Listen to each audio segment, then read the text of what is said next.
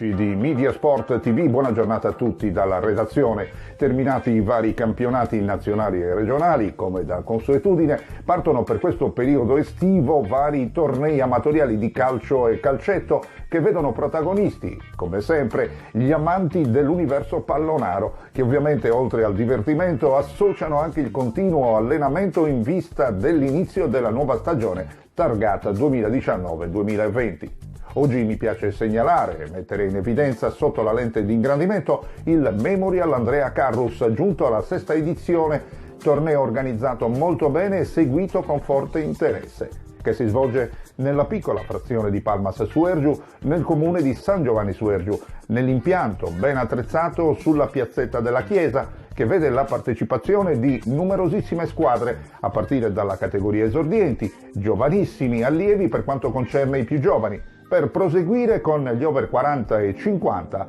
oltre alla categoria Open. Il ricco cartellone messo in piedi dall'organizzazione prevede numerosissime partite giornaliere, con la passerella di piccoli e grandi calciatori e atleti impegnati dall'8 giugno fino al 13 luglio, giorno conclusivo con le finali e le premiazioni. Seguiamo ora insieme le immagini che abbiamo raccolto nel confronto che ha visto impegnata la squadra dell'Antioquense Football Club, categoria esordienti, guidata in panchina da mister Simone Soggiu insieme al direttore tecnico lagunare Pietro Garau. Uscita sconfitta dal campo grazie alla superba e convincente prestazione dei quotati avversari della società sportiva Passione Blu. Ringraziandovi per la cortese attenzione, chiudiamo il nostro approfondimento con le bellissime immagini che abbiamo confezionato nel servizio di chiusura.